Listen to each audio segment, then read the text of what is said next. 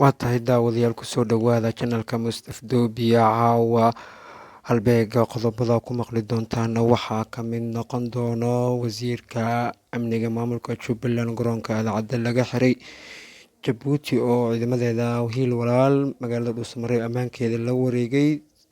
iyo sidoo kale taliska ciidanka booliska Soomaaliyeed oo ballan qaaday in wadooyinka magaalada Muqdisho dib ay u furi doonaan isla markaasina isbedel buuxo oo booliska la imaan doono xaflad maanta xilalka ku kala wareegaan taliyaalkii cusub iyo kii hore qodobadaas iyo qodobo kale ayaa daawan doontaan balse intaan gudagelin hadeen ugu cusub tahay saar calaamad subscribe-ka like share gareynta commentiga waa ku mahadsantihiin la jaanqaadka magaalada Muqdisho maanta garoonka diyaaradaha waxaa lagu xiray wasiirka amniga maamulka Jubbaland Cabdirashiid oo wada diyaarad ka timid magaaladaasi Kismaayo isla markaasina ku wajahnaa Addis Ababa amar dhawaan ka soo baxay dowladda federaalka Soomaaliya oo ku amartay shirkadaha diyaaradaha inay diyaarad walba oo ka imaaneyso magaalada Kismaayo isla markaasina rabto inay baxdo ee soo marto garoonka Aadan Cadde waxaana la sheegay in halkaasi ka qabteen ciidamo boliis isla markaasina xabsi ku yaala airportka Aadan Cadde la dhigay wararka aan heleen ayaa waxay tilmaamayaan in iminka uu ku jiro xarunta nabad sugidda dowladda Soomaaliya isla markaasina ay halkaasi ku hayaan ciidamada nabad sugidda dowladda federaalka Soomaaliya taliska ciidanka booliska Soomaaliya ayaa maanta saraakiisha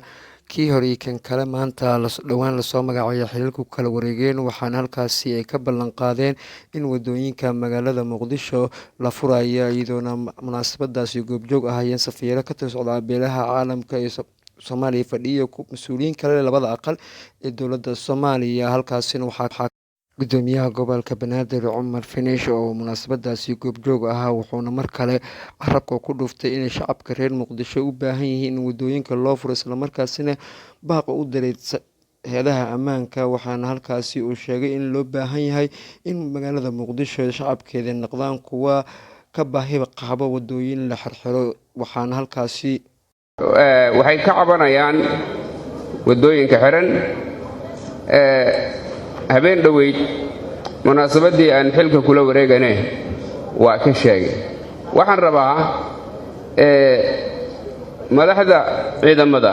iyo guud ahaan ciidanka Soomaaliyeed ayagoo iskaashanaya inay wax ka bedelaan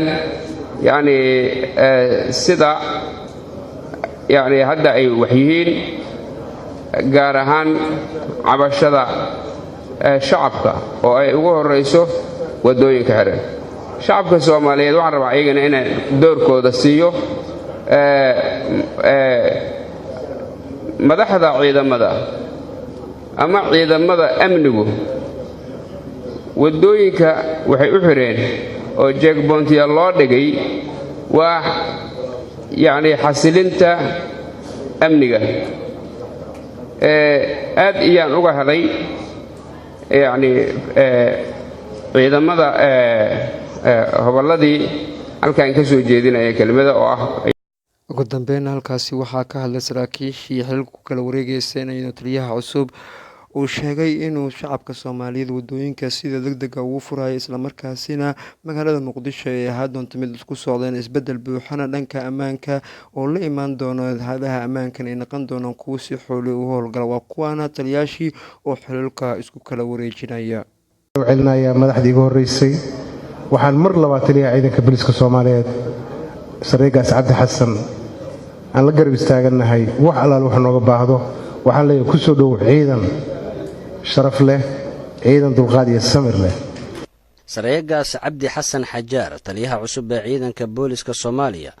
oo maanta xilka la wareegay ayaa hoosta ka xariiqay in xamar dhan uu ka qaadi doono dhagxaanta wadooyinka lagu xiray isagoona duqa Muqdisho la kaashan doono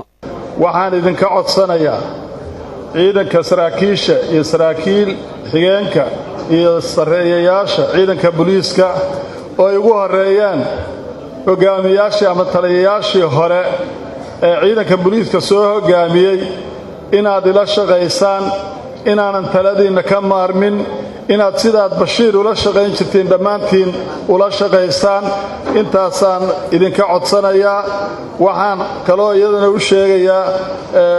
ummadda Soomaaliyeed gaar ahaan dadka degan magaalada Muqdisho duqi magaalada saaxiibka ee Layla magacaabeena weyla jooga inaanu xamar dhagaxa ka wada qaadno taas arrinkaas oo aniga iga go'an muxuu ahaa aan maalinta aan wareejin doono amniga oo muxuu ahaa meesha hadda sida loo ilaaliyo si ka duwan loo ilaalinayo in haddii Ilaahayna gaarsiiyo intaasaan ballan qaadayaa